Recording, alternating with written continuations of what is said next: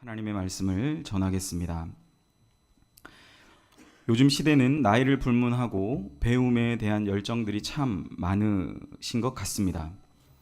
그래서 인생은 60부터라는 말도 있고 그런 말 때문인지 사람들이 이젠 배움에 있어서는 전혀 나이에 제한을 두지 않고 자신의 인생을 위해 열심히 노력하시는 분들이 참 많아지고 있는 것 같습니다.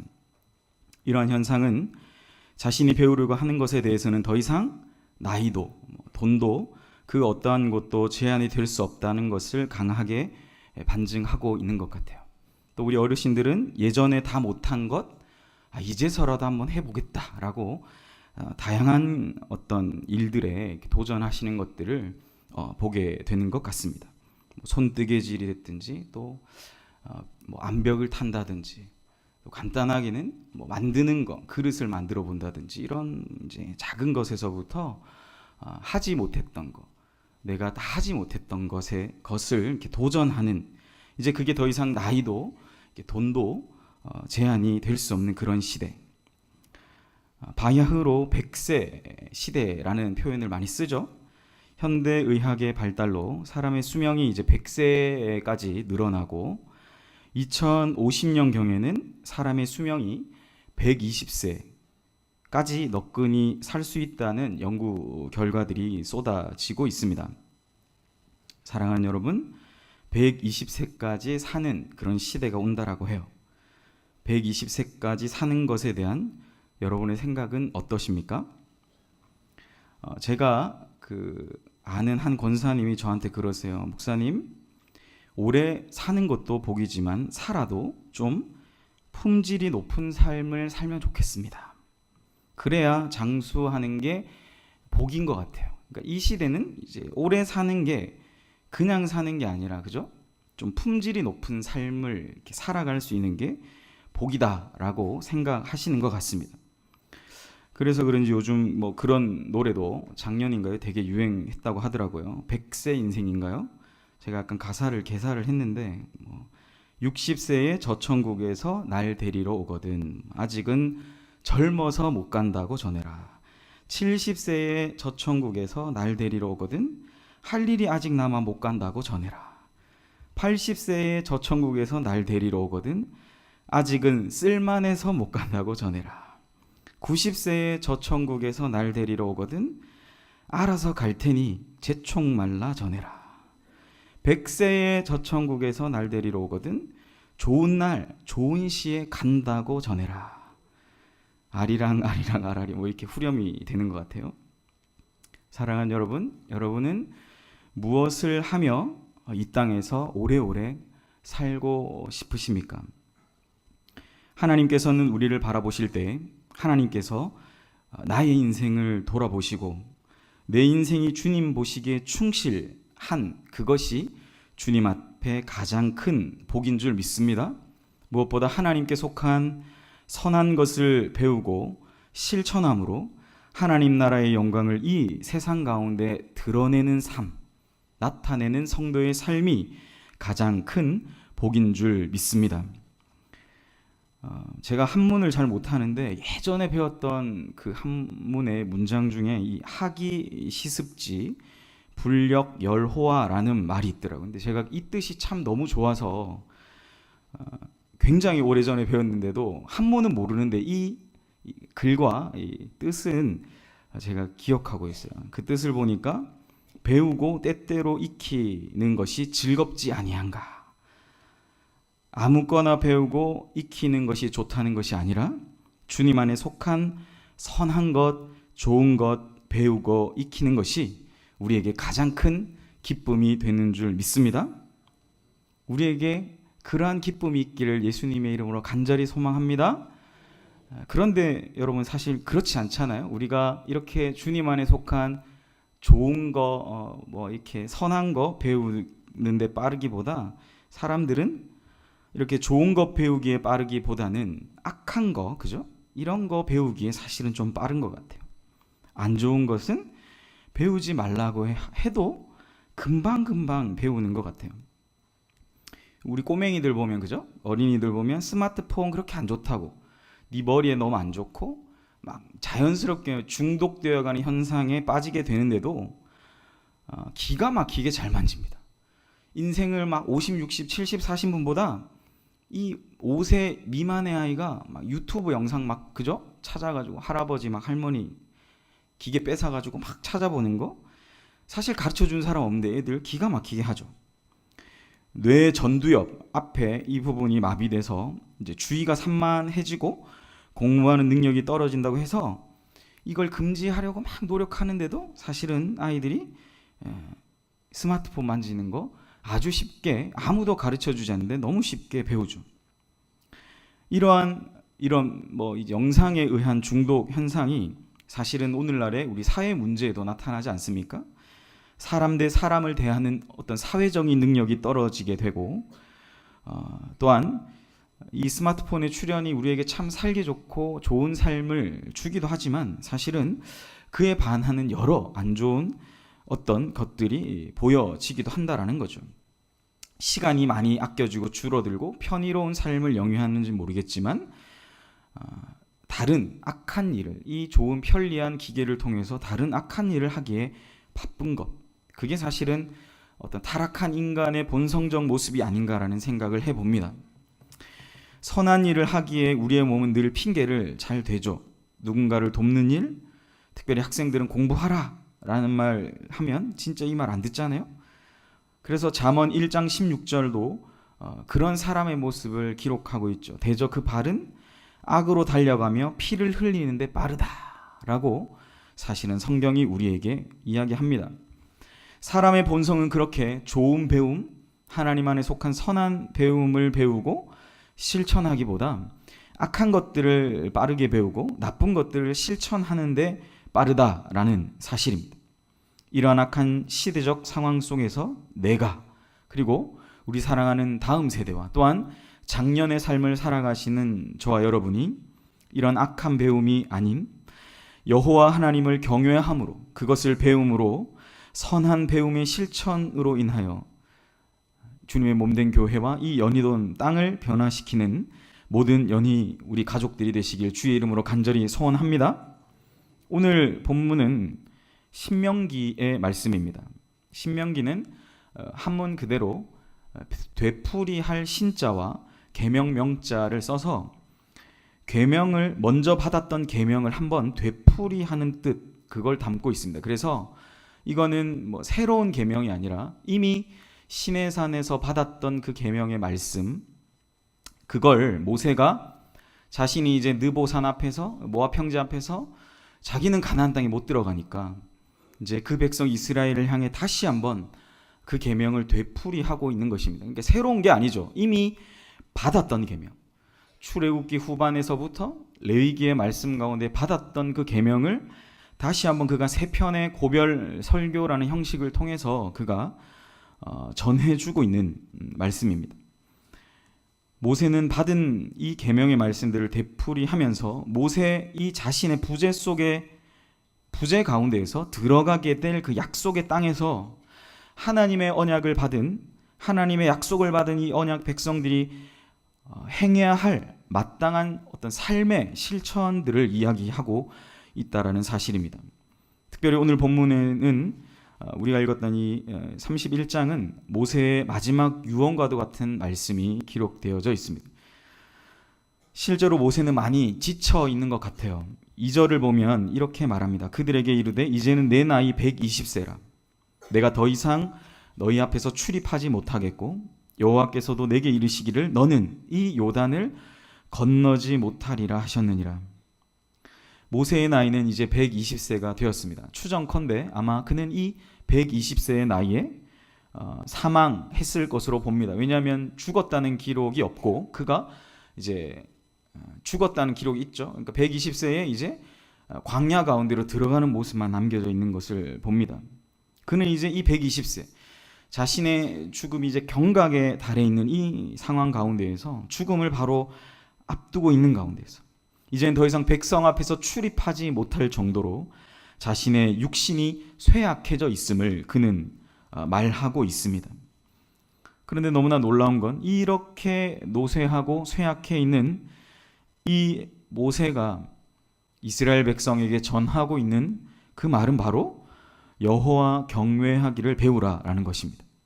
다시 한번 세 편의 고별 설교를 통해 계명의 말씀을 하나님이 택한 그 백성에게 전한 이 말씀을 전하면서 그는 그들이 거하고 생존하며 또한 정착해야 될 그 땅에서 하나님의 약속을 받은 언약 백성의 마땅한 의무를 가리켜 지킬 것을 명령하고 있다라는 사실입니다.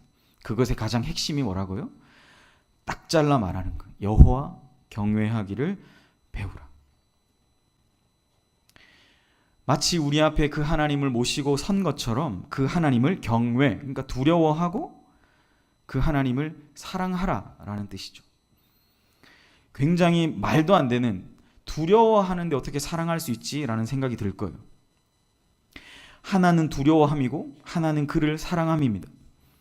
하나님을 두려워함이고 하나는 하나님을 사랑함이죠. 두려워함이라고 말할 때 너는 분명히 창조주이신 그분, 그 여호와 하나님과 피조물인 너, 그 사이의 분명한 차이, 그 간격을 분명히 기억하라. 그러므로 그분의 다스림을 받으라 라는 두려워함이고요. 사랑은 그가 우리에게, 내게 베풀어 주신 사랑에 대한 감사의 표현일 것입니다. 그러니까 이 경외는 하나님을 두려워하는데 그를 정말 견딜 수 없이 막 쫓아가는 그런 감정이란, 아주 양극적인 감정, 양극단에 서 있는 이 감정이 바로 하나님이라는 대상, 그 전 존재를 이해할 때 경외라는 표현을 썼다라는 사실입니다. 하나님을 두려워하고 그 하나님을 사랑함. 그게 너희가 들어갈 그 약속의 땅, 아직 다 정복하지 못했지만 그 땅 가운데 하나님이 어찌든 너희를 거하게 하실 건데 너희는 이것을 잊지 말아라 라고 모세는 강조하고 있다는 사실이죠. 모세가 이렇게 강조했기 때문에 중요한 것이 아니라 이후에 여러분 구약 성경을 살펴보면 여호와를 경외하라는 말이 끊임없이 나옵니다. 이스라엘 백성이 타락했을 때 그들이 하나님의 백성임에도 불구하고 율법의 말씀을 다 버리고 너는 나 외에 다른 신을 내게 두지 말고 형상도 만들지 말라라고 말씀하셨는데 자신들이 섬기는 그 신의 형상을 만들어 그걸 하나님처럼 섬기며 그 이름을 바알과 아세라라고 이름 붙여서 하나님처럼 그를 섬기지 않았습니까? 이 땅이 복을 받아야 되기 때문에 그 땅을 비옥하게 하는 신이라고 여겨졌던 그 땅의 토착신, 그를 하나님처럼 이스라엘 백성들이 섬겼다라는 사실입니다. 그때마다 여러분 이스라엘 백성들에게 나타나 막 번개처럼 나타난 선지자들이 했던 말이 여호와께로 돌아오고 그를 경외하라라는 말을 반복적으로 했다라는 사실입니다. 하나님에 대한 우리의 자세가 어쩌면 이래야 되는 것 같아요. 창조주이신 그분과 피조물인 우리 사이의 분명한 차이를 알고 그분을 두려워할 줄 알고 그런 그분이 우리를 아들과 딸로 불러주신 것을 인하여 우리는 그를 사랑해야 합니다. 두려움과 사랑이라는 이 양극 감정이 하나님 앞에 오롯이 묻어나는 그런 은혜가 오늘 이 말씀 가운데 저와 여러분에게 가득하게 나타나기를 간절히 소망합니다. 사랑하는 여러분, 보이지 않는 하나님을 섬기는 만큼 어려운 게 없다라는 생각 저도 해요, 사실. 왜냐하면 저도 이 말씀을 대할 때마다 사실은 제 자신을 그렇게 쳐서 복종케 함이 있기 때문입니다. 오늘 본문의 말씀을 통해서 몇 가지를 한번 살펴보기를 원합니다. 첫째로 여호와 경외하기를 위해 들으라 라고 본문은 이야기합니다. 오늘 며칠년, 면제년, 안식년이 되면 여호와께서 택하신 곳에 모이라 라고 말하죠. 그리고 그들은 율법의 말씀을 들음으로 여호와 경외하기를 배웁니다. 실제로 신명기 12장부터 26장까지는 이 율법에 대한 말씀이 세세하게 적혀져 있습니다. 그들은 약속의 땅 가나안을 바라보며 그 풍요와 안정에 젖어 하나님의 말씀을 저버려서는 안 되고 그 땅에 거하며, 여러분 중요한 게 이거죠. 그 풍요의 땅에 거하며, 그러니까 그 풍요를 다 없애라는 게 아니라 그 풍요한 땅에 거하며 철저히 말씀의 실천자로 서야 된다는 것을 모세는 강조하고 있어요. 그 땅에 거하라는 겁니다. 풍요를 다 없애라 이게 아니라 그 땅에 그 풍요 가운데 거하라. 그러면서 그 율법의 말씀을 들음으로 그 풍요의 땅 가운데서 여호와 경외하며 살아가라라고 우리에게 말씀하고 있다는 사실입니다. 그들은 약속한 그 땅에서 오롯이 여호와 하나님만을 드러내며, 성도의 본분 아닙니까? 예수의 향기를 오늘날로 말하면 그죠? 이때는 여호와 경외하기를, 여호와 하나님을 드러내는 선민 이스라엘 백성다운 삶이었다면, 오늘날은 우리는 예수 그리스도의 향기를 드러내는 삶이 성도의 본분이죠. 그러니까 그들은 약속의 땅에서, 이 가나안 땅에서 오롯이 여호와 하나님을 드러내고 그분의 뜻을 이루어드리며 그분이 말씀하신 온전하신 뜻을 실천하려고, 적어도 실천하려고 애를 쓰는, 발버둥을 치는 그러한 실천자로 그들은 서 있어야 합니다. 근데 모세가 오늘 왜 자꾸 이 계명의 말씀을 들으라고 얘기했을까요? 그건 사람은 자꾸 잊어버리니까요. 기억이 자꾸 가니까요. 망각하니까요. 그러니까 하나님은 모세를 통해서 이 율법의 말씀을 낭독하고, 쉐마 이스라엘, 우리 다 알잖아요. 낭독하라, 읽어라. 그리고 그 낭독하는 것을 들으며 잊지 않기를 바랬다는 사실입니다. 여러분 성경 너무 잘 아시죠? 말씀 그죠? 성경 지식 우리가 참 많아요, 그죠? 그런데도 하나님은 뭐예요? 우리의 인생이 다하는 그때까지 이 하나님의 말씀을 들으라. 뭐 오늘날로 따지면 공부하라. 제가 앞서 말씀드렸지만 좋은 것을 배우고 때때로 익히는 것이 즐겁지 아니한가? 여러분 그게 우리의 기쁨이 되어야 한다라는 사실. 이제 하반기에 연희 제자 훈련 시작한다고 하는데요. 여러분 말씀을 배우고 그 말씀으로 인하여 기뻐하는 성도의 본분을 잊지 않으시는 저와 여러분 되시기를 주의 이름으로 간절히 소원합니다. 그런데 여러분 그쵸? 우리가 이렇게 하나님의 율법의 말씀을 듣고 정말 기뻐하면 얼마나 좋겠어요. 그런데 요즘 얼마나 다른 들을 거리, 볼 거리들이 많이 있습니까? 하나님의 말씀 외에도 우리는 본의 아니게 듣게 되는 것들이 참 많이 있어요. 영상 매체의 발달로 보게 되는 것, 듣게 되는 것이 참 많아졌습니다. 그것은 이러한 시대적인 어떤 분위기는 우리가 말씀을 듣고 그 말씀만 오롯이 보게 되는 것이 정말로 힘들어져 버린 시대. 마치 가나안에 들어간 이스라엘 백성들이 자연스럽게, 너무나 자연스럽게 하나님을 잊어버리고 깎여진 나무의 우상들을 더 가깝게 여겨서 그 신들을 따른 것 같은 일들이 사실은 오늘날 우리의 삶 속에서도 너무나 흔하게 일어나게 되더라라는 사실이죠. 하나님의 백성은 물고기가 물을 떠나서 살 수 없듯이 주님의 몸된 성도들은 하나님의 말씀을 들어야 살아갈 수 있는데, 우리는 어쩌면 말씀을 들을 기회보다 쉽게 우리에게 보여지는, 눈으로 보여지는 것, 귀로 듣게 되는 쉽게 즐길 거리들이 더 많아진 시대를 살아가게 되더라라는 사실이죠. 사랑하는 연희 가족 여러분, 하나님은 오늘 모세를 통해 이스라엘 백성, 어쩌면 오늘날 우리 시대가 들어야 될 그것, 하나님의 말씀을 들어야 우리가 산다. 하나님의 말씀을 들어야 우리의 영혼이 산다. 율법의 말씀을 며칠 년, 몇 년 그 안식년에 너희가 내가 택한 그곳에 모여서 이 말씀을 낭독하며 그것을 들어야 너희는 산다. 여러분 율법의 말씀을 들음으로 우리는 이 여호와 경외하기를 배운다라는 사실이죠. 양극 감정, 하나님을 두려워할 줄 알고 그 두려워하는 하나님을 사랑하게 되는 것을 우리는 배우게 된다라는 사실입니다. 율법의 말씀을 들음으로 여호와 경외하기를 배워나가기를 기뻐하시는 저와 여러분의 삶이 되시기를 주의 이름으로 간절히 소망합니다.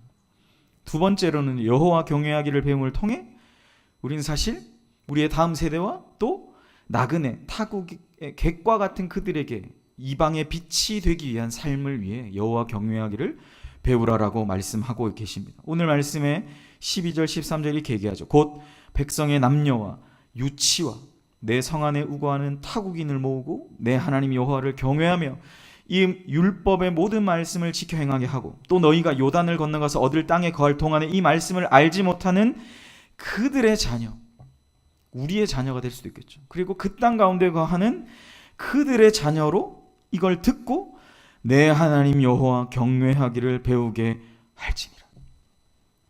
이스라엘 백성들이 요단을 건너가 얻을 그 땅에 그들은 말씀을 알지 못하는 자들에게까지 이 여호와 경외하기를 율법의 말씀을 통해 듣게 하고 그들로 하여금 믿지 않는 자들로 하여금 여호와 경외하를 배우게 하는 것이 하나님의 목적이었다는 사실을 우리는 기억할 수 있죠. 신앙을 가진 나만 잘 되는 것이 아니라 나중에 이스라엘 백성들이 선민 이스라엘 자기의 혈연 관계에 똘똘 뭉쳐 있었던 것이 아니라 복음을 모르는 이들에게도 복음으로 사람을 이롭게 하는 이 정신이 바로 성경의 정신이며 복음의 정신이요 이웃사랑의 실천임을 우리는 오늘 이 본문의 구약 성경을 통해서도 분명하게 알게 된다는 사실이죠. 복음으로 나만 잘 되는 것이 아니라 나의 다음 세대에게 또 사랑하는 내 이웃에게 그 예수를 오늘 본문에 따르면 이 하나님 여호와 경외하는 이 신앙을 우리는 전달해야 된다는 사실이죠. 세대와 세대를 이어가는 그 힘이 바로 하나님의 말씀을 듣고 실천함으로 가능하다는 사실. 우리의 다음 세대가 이 하나님의 말씀을 듣고 지켜갈 수 있도록 우리는 힘을 다해야 됩니다. 일어나 빛을 발하는 저와 여러분이 되어야 할 줄 믿습니다.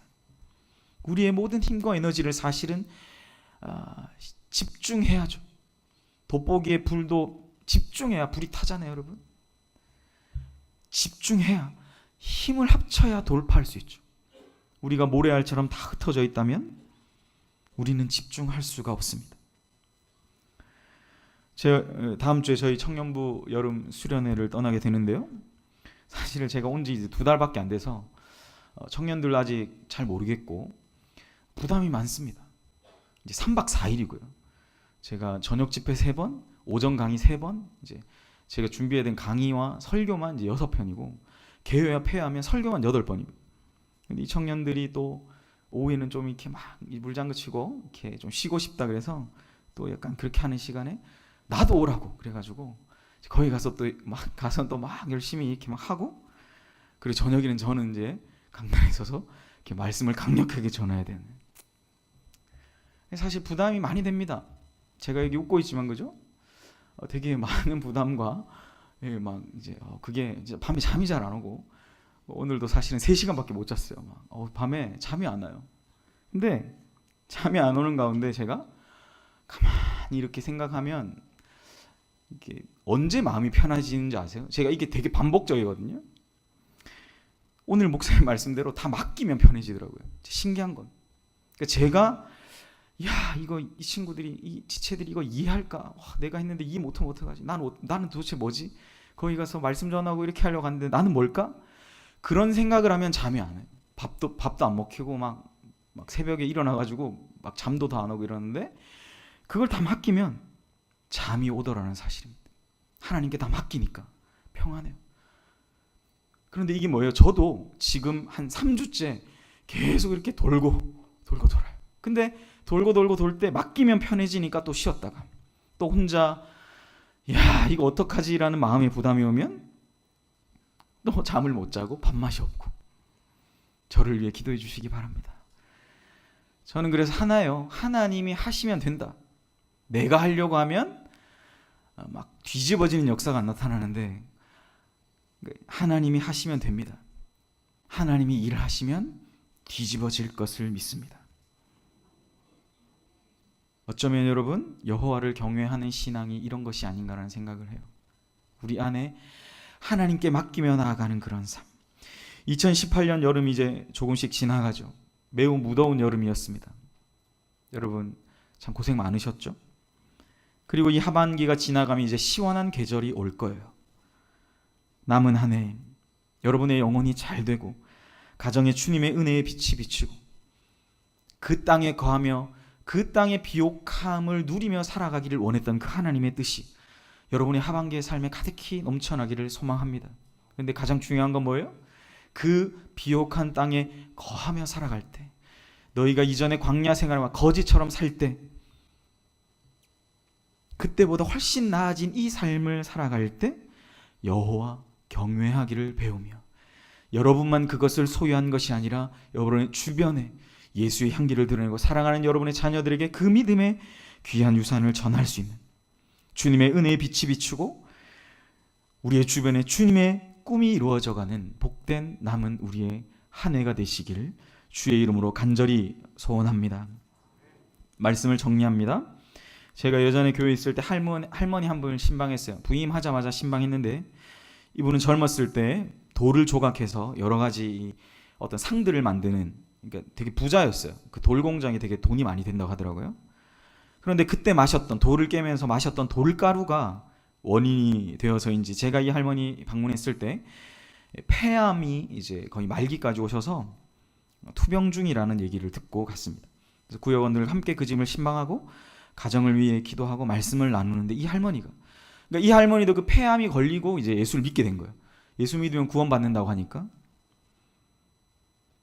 이분이 그런 말씀을 하세요. 자기는 참 어리석게도 젊은 시절을 그렇게 우상 깎듯이 그런 돌을 깎으며 보냈지만 죽기 전에 이 자녀들에게 내가 돈은 많이 물려줬는 것 같은데 꼭 신앙을 가지라고 말씀을 하시고 죽겠다는 거죠. 그 말씀을 하시는데 이 예수를 믿은 지 얼마 안 된 분이 눈에 눈물이 그렁그렁 맺혀 계신 거예요. 그 자녀들에게, 예수를 정말 1도 모르는 그 자녀들에게 내가 죽기 전에 너희는 꼭 예수 믿어라 라고 유언을 전하고 죽겠다. 그래서 제가 와줘서 너무 고맙다고, 죽기 전에 꼭 내가 이 신앙 가지라고 내가 유언하겠다라고 그렇게 결단했습니다. 사랑하는 연희교회 성도 여러분, 모세는 오늘 이 할머니의 마음으로 죽기 바로 직전에 우리에게 이 신명기의 말씀을 전합니다. 내 자녀만큼은, 또한 내가 영적으로 품게 될 그 영적인 자녀만큼은 내가 가졌던 이 좋은 신앙 절대 저버리지 않고 그 약속의 땅, 부유한 땅에서 잘 정착하며 그 땅에서 하나님의 부유하심을 찬양하며 살아가기를 모세는 간절히 그 백성들에게 원하고 있다는 사실이죠. 제발 주님을 떠나지 말고 네 형편이 어떠할 때든지 여호와 하나님 경외하기를 배우고 실천하며 살아가기를 바라고 있다는 사실입니다. 사랑하는 여러분, 여호와 신앙을 배우기를 힘쓰십시오. 하나님의 말씀을 듣기를 기뻐하고 그 말씀을 사랑하는 사람들과 함께 나누며 살아가기를 기뻐하십시오. 주님의 말씀을 사모함이 우리 안에 넘쳐나는 은혜가 있기를 소원합니다. 그러한 중심에서 주님이 맡기신 귀한 사명들을 이루어 가시는 복된 저 여러분의 삶이 되시길 주의 이름으로 간절히 부탁드립니다. 시간 함께 찬양했으면 좋겠어요. 오후 찬양 예배니까 우리 찬양하고 해야 되겠죠? 우리 주 예수 나의 당신이여라는 찬양이에요. 저는 아직 아내가 없지만 주님을 아직 당신이라 부르며 기뻐하고 있습니다. 여러분, 남편에게 아내에게 고백하듯 주 예수 나의 당신이 함께, 이런 찬양이 있는데 가사 보시면서 함께 찬양하겠습니다.